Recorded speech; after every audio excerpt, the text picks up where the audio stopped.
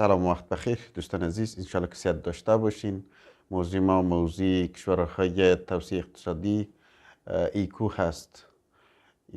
قبلا کشور مؤسس سه کشور هست: ترکیه هست، ایران هست و پاکستان. بعد از سقوط شوروی سابق هم کشورهایی که ترک زبان بودند، کشور آسیا میانه، یکی قفقاز، آذربایجان و افغانستان شامل این سازمان شدن. این توسعه اقتصادی بسیار تمرکزش در تجارت و ترانزیت هست.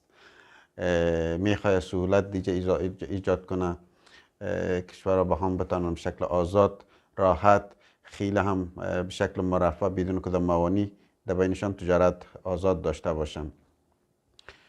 خب بازم کشورها از خود مقرراتی دارن، بالاخره مقررات و این بر علاوه ای که می محدودیت تجارتی بین خودشان میخواین از بین ببرن یا کم کنن. برای میخواین با کشورهای دیگه، کشورهای بین المللی، کشورهای مثلا اروپایی، امریکایی یا کشورهای خاور میانه، کشورهایی که مثلا در منطقه هستن، با اونا رابط خوب اقتصادی را میخواین برقرار کنن. با هماهنگی یک دیگه از این توسعه اقتصادی میخواین استفاده خوب داشته باشن. خب مسئله بعدی است که ما افغانستان میتونیم به کدام طریق از این تجارت استفاده کنیم، استفاده از میره داشته باشیم. ما مرزهایی داریم با کشورهای آسیای میانه، پاکستان، ایران. ببینیم ما مثلا امروی ایران مرز دوغارون، اسلام قلعه، دیگه مرز زرنج هست، نیمروز و یزدان در فرا. او قدر چی نیست، زیاد استفاده نمیشه، میشه او را توسعه داده شود.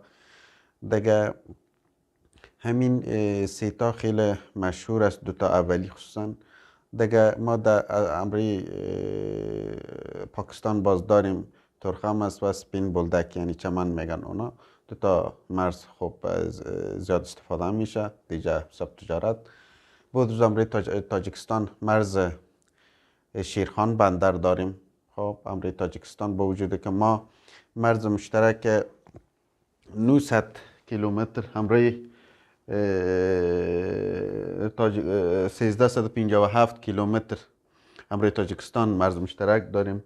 امروی ازبکستان هم داریم، حیرتان هست. خب مرز به نام حیرتان داریم، در مزار شریف هست که مثلا 144 کیلومتر با امروی مرز مشترک داریم. دیگه ترکمنستان هست 104 کیلومتر امرویش مرز مشترک داریم که بندر مرز مشهور ما به نام تورغندی هست که در هرات موقعیت داره. تجارت ما زیادتر با کشور ایران هست. ماهانه حد اوسط بین 300-400 میلیون دلار ما داریم. ماهانه هم از ما 780-800 میلیون دلار در مجموع تجارت داره افغانستان. در حدود 2.5 میلیون دلار هم واردات داریم. صادرات 800 میلیون، 2.5 میلیون دلار هم واردات. بسیار ابی مازاد و تجارت بسیار تفاوتش وسط خیلی است. کسی تجارت بسیار انشالله در آینده اگه رشد کنه میتونه ایره کم کم کنیم و دیگه افغانستان اگه تولیدات داخلی خود رشد بده این خیلی خوب است. بخاطر ازی که وقتی شما از بیرون جنس آماده را میخرین، برای لو که تجارت اونا رشد میتین، برای اونا رو تشویق میکنین برای تولیدات داخلی، برای خودکفایی اقتصادی، بر تأسیس زیربنای کشور خودشان. وقتی اینی میره در کشور خودتان تولید کردین، هم اشتغال ایجاد میکنین، هم تشویق میشه، هم مازاد کسر تجارت کم میشه حساب چیش. دیگه تشویق هم میستن، مصارفتان هم بسیار کم میه، پایین میه. بسیار خوب است. در دراز مدت انشالله این کار خیلی خوب و نیک هست. دیگه مسائل بود ما مثلا با کشورهای عضو ایکو مثلا بخوایم امروی چین و قزاقستان و ترکیه، آذربایجان، قرقیزستان که اینا همسایه ما نیستن، با اینا هم تجارت کنیم، خیلی امیال سهولت ها هست. خصوصا امروز که پایان یافت عضو کشورهای سازمان ایکو پایان یافتی، برای را گفته باشم که در هر 2 سال ایرا سران کشورهای عضو ایکو جلسه دارن. خب اینا بسیار زیادتر راهنمودی هست، راهنمایی میکنن، رهبری میکنن، اما عضو یعنی تصمیم گیرنده اصلی شورای وزیران هست، یک سالانه برگزار میشه. خب اونا بنابر هدایتشان باز ماهانه که هست، امی سفیرای هر کشور در تهران دوجه جمع میشن، امی مسائل به شکل عملیش در دست میگیرن. خیلی یک سازمان راهبردی کاربردی خیلی موثر و استراتژیک هست سازمان ایکو، واقعا آینده خیلی داره. اینا موثر دستش کار شود که ایرانی رو به شکل جدی تعقیب میکنه. یکی از همه مهمتر که در وسط مانده چین هست. یعنی شاید به احتمال زیاد به نظر من در آینده نزدیک چین هم میخواد سازمان خود شریک کنه، یعنی سازمان میخواد داخل شه، بخاطر از که این عظیمی کشورهای عضو ایکو که مثلا آسیای میانه، آسیای جنوبی، بسیار خلیج تقریبا میشه، ایران، آسیای مرکزی، دیگه قفقاز مثلا آذربایجان، ترکیه، به یک نوی ترکیه را نصفش استانبول در اروپا موقعیت داره. بسیار امی رای جدید ابریشم چین خیلی رابردی است، خصوصا امی مسئله کوریدور زنگزیر که درس اول و دوم تاامخانی ما در ارتباط بود. دیگه حتما چین ایره در نظر داره. تا حال خو کنم چی رسمی بسیار اشتراک در سازمان ایکو نکرده، شاید هم کرده باشه که ما نفهمیده باشیم، ما خبر نداشته باشیم. تصمیم داره، باید داشته باشه، بخاطر از که خیلی برش مهم هست از این نگاه. خب بیم در کشورهای عضو سازمان ایکو که بر ما خیلی مهم هست، مثلا ای چی داره چی نداره، ما مثلا از اینجا چی قدم میتونیم ببینیم. یک چیزایی که عمدی که بسیار اهدافش همی است که میخواه ارتقای ظرفیت بده بسیار تجارت و مسائل، دیگه گسترش تجارت بسیار داخلی و بیرونی. کسایی که مثلا عضو سازمان ایکو هم نیست دوجه میخواه دو طرف هم این مسائل ببره. دیگه توسیع زیر ساختای حمل و نقل هست، او را میخواه خیلی رشد بده به شکل مؤثرش. دیگه ترویج و گسترش خصوصی اقتصاد آزاد هست. خب اقتصادش هم میخواه خیلی مسائل خصوصی را خیلی پیش بگیره از اقتصاد بازار آزاد، از جا خوب استفاده استراتژیک و مهمه داشته باشه. دیگه استفاده مؤثر از پتانسیل کشاورزی و سنتی یک دیگر هست. میخواین مثلا هر کشوری که مثلا پتانسیل زیاد داره، مثلا ببینیم تخصصی یک کشور در یک بخش است، مثلا دیدیم ترکیه به یک بخش پیش است، مثلا در زراعت مثلا قزاقستان پیش است، دیگه بسیار صنعت باز مثلا ترکیه پیش است، مثلا ایران بسیار ترانزیت و مسائل بحری تجارت. مثلا من یک چیزی که بسیار دقت مرا جلب کرد، من دیدم کشور ایران خیلی مثلا ولایاتش از طریق رای آهن به هم خیلی وصل است، یعنی خیلی سهولت است رای آهن. کشور همسایه تو اما تاجیکستان کم داشت، اما تاجیکستان هم ازبکستان هم باز خوب است. دیگه امی مسائل خیلی مهم است، ریل رای آهن. دیگه ترکیه هم تو مثلا ببینیم از جا چی گرفته تا حتی از استانبول هم جاده زمینی و ریلی داره به اروپا میره.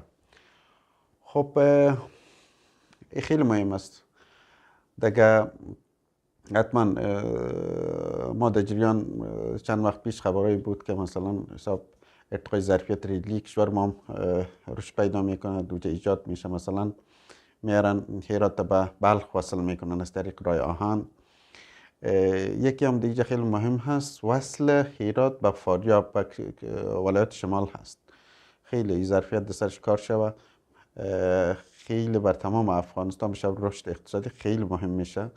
حتی اگه امکانش بود با قطار با ریل گرچه کوهی استی مسائل میتونه راههایی داشته باشه. داریم موترهایی که میرن خیلی با سختی و مشکلات از جا میرن، اما کمی سنگریزی شده، اما شکل خوبش باید سر و کار شوه، خیلی مهم هست. یکم مستقیم دیگه راه ما راه استراتژیکش گفتم دیگه، مثلا راه هم بوده میتونم از طریق قندار کابل غزنی وصل یک دیگه، مثلا قندار هرات به یک طریق ولایت همجواره حساب ریل و جاده. خب اینجا خیلی که برای سازمان ایکو مهم هست، تبادل مسائل اقتصادی و ترانزیتی به یکدیگر هست، رفع تعرفه‌های گمرکی و سهولت‌هایی که مثلا وجود داره قرار است به یکدیگر انجام بدن. یمو کمبود محدودیت ها میشه. ما گفتیم دیگه انشالله بخیر و زیادترین چی ما از طریق دریای حمل نقلش از چهاربار رو گوادر، بندر گوادر یعنی چی در کراچی پاکستان از صورت میگیرن. بر ما چهاربار بهتر است، بخاطر تجارتش هم خیلی سهولت شده. ایران هم موانع تجارتیش نسبت به دیگه کشور همسایه ما خصوصا پاکستان کم است. دیگه ازبکستان هم خیلی شریک تجاری خوب شده در این وقتا و ترکمنستان. خب حالا مثلا کشوری که ما اگه بخوایم در ترکیه بریم چیزای صادراتی خود در ترکیه روان کنیم، باید از بندر آقینه روان میکنیم بر ترکمنستان، باز از ترکمنستان میره ایران، از ایران هم میره ترکیه. این خیلی سهولت است. یا مثلا اگه چین هم تو کنیم میشه از طریق ترکمنستان ما روان کنیم، از طریق ازبکستان به حیرتان ببینیم از جا آمد چند، از طریق پاکستان مثلا آسانترین راه. خب پاکستان هم زیاد چی نمی کنم بخاطر از که میشه مشکلات ایجاد کنم، اما برای ما می بود که از طریق کشمیر میتونستیم در کشمیر پاکستان که مثلا مادی چی است کشمیر پاکستانی هست و با چین وصل است. خب تو می مستقیم تا کراچی را دوجا ما وصل شدیم اما استفاده نمی کنیم، یعنی استفادهش بسیار نادر هست بنابر مدیریت تجارتی که پاکستان ایجاد کرده.